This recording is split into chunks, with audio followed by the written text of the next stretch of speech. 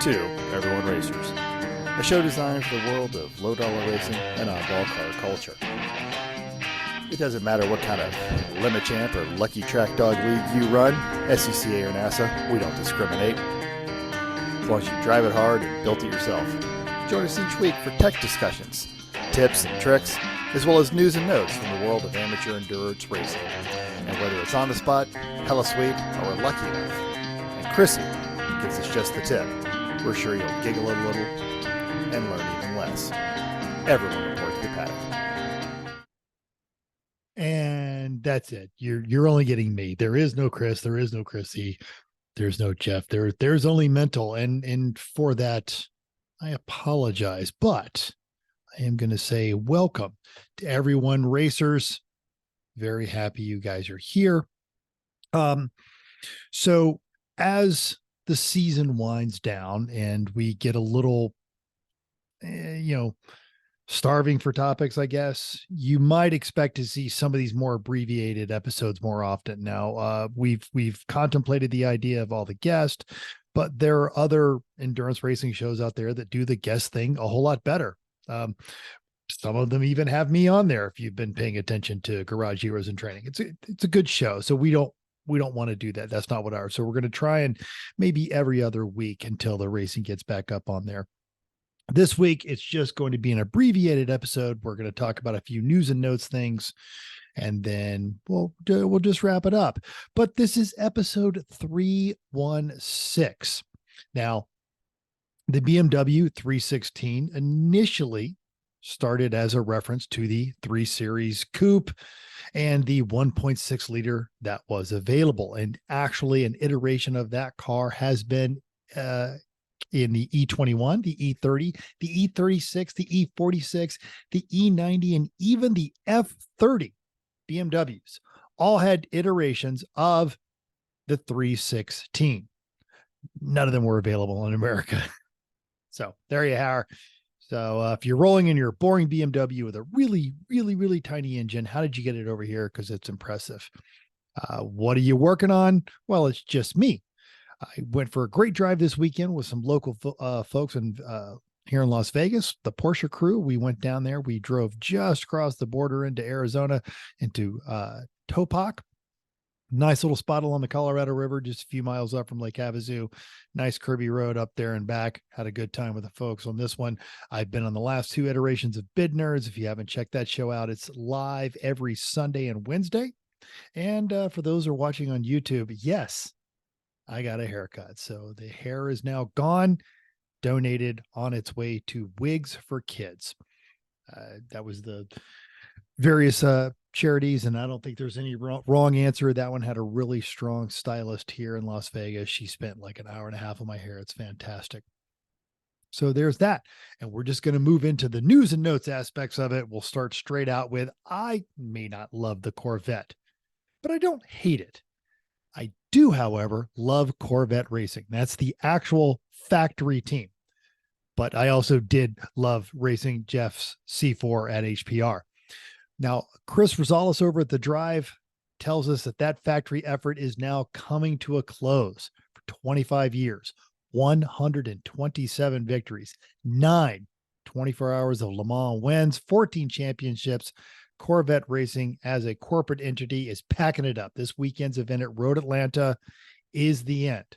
No worries. You're still going to see Corvettes and endurance racing through a customer program, including our buddy and former guest, Trevor Andrusco. The legendary racer, all-around character, Instagram person, Jordan Taylor is already back in prototypes. And Chris Rosales does underscore the attitude of Corvette racing, calling them, quote, hard-charging, never-say-die racers that fought to the very end. This year alone, its last actual year, the team secured a class victory at Le Mans World Endurance Class Championships and several race victories. And if you want to see one of the best examples of Corvette racing being Corvette racing, we've got the battle between Jan Morgensen in a Corvette C6R and Jorg Bergmeister in a Flying Lizard Corvette GT3R at Laguna Seca back in 2009. Link to that is in our show notes. It's pretty awesome. And I don't want to double tap the Drive for news and notes, much less Chris Rosales, but the next story is also interesting and he penned it as well. In another piece there at the drive, speed cameras are coming to Los Angeles. Now, I don't live in Los Angeles. I have no desire to live in Los Angeles, but I still find myself there several times a year. And I'm going to be honest, this should be hilarious. Now, according to the article, the pilot program is scheduled to run for 18 months in Los Angeles beginning next year. At first, the speed cameras will only be installed in specific high-risk areas, including certain sections of freeways, school zones, and streets with chronic speeding issues. I just remember what they did to all the speed cameras in France, and California is not known for its kindness to these kind of devices. And every time I've been in Los Angeles, I think the bigger problem is not necessarily speeding, but the giant traffic jams. I predict folks will also be trying for new records like they did in Arizona a number of years ago, while other people are just going to come after them with hammers and spray paint. So more on this story as it develops. And of course, we would be remiss if we did not recommend the latest piece from Judge Sajeev on Haggerty. It's the story of Linda Rhodes. She's an activist in Louisiana, and she is on a quest to find homes for her father's collection of over 100 flagship domestic vehicles that he acquired before his death. And it's a great human interest study that bridges the gap between Linda and her father. And Sajeev describes her father as, quote, an American necessary, one made possible by a good middle-class job typical of the era. The cars were mementos of his life, each an individual moment reflecting of both charm and, on the flip side, tragic self-absorption, which is the very thing that Linda is trying to reject while she's getting rid of these cars. And a link to that great story is also in our show notes.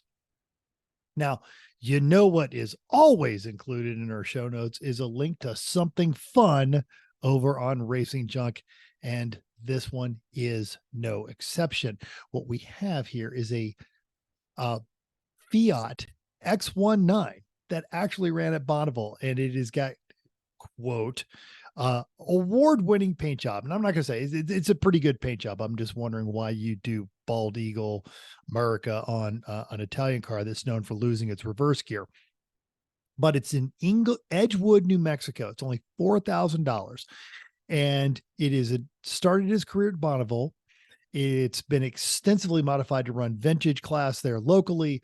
It's got dual Webers, new fuel cell coilovers, aluminum radio, and 2 parts cars come with it. So you're getting 3 cars for $4,000. So check that out if you're interested. Obviously, a link to it will be in our show notes. And while you're over there on Racing Junk, check out that Pro Club membership. Save yourself a little coin, do some joy scrolling. You get 5 ads, 50 photos per ad. You can dashboard, see who's watching your items. You can keep all this stuff. Favorite search, you get access to early. It's a good thing. All right. And if you're on Racing Junk looking for race cars, you're probably interested in racing, which there are 2 events coming up this weekend. You've got Champcar at Road America. There are 67 cars. 16 of those are BMWs. I know it's a 316 episode, but boring. 13 Miatas, 5 Hondas, 3 Porsches. But they also have an 84 GTI, a 79 Trans Am, and a 1978 Malibu. We haven't talked about American endurance racing for a while. They've been in there, but this is their last race of the year. They are going to be at Mid-Ohio. They've got 33 cars, 18 BMWs, 3 Miatas, 2 Hondas, 6 Porsches, a VW Rabbit, a 350Z, and a first gen RX-7. And that's literally it. That's everything that's running out there on that one. We're not really going to do a whole lot of recent results or listener feedback because, as I mentioned before, this is just a compact episode. There's not going to be a main topic, but I do want to talk about Mike Mayers. Now, Mike Mayers is Team Tiny Vette. He races that tiny little Opel GT, became the Opel GT de facto genius and consultant. He runs the website and the registry, and he's just an all-around great person inside and outside of the endurance racing world. And he has run into some medical issues. So we've got a link to his GoFundMe, and we put it on our Facebook page, and it'll also be in the show notes.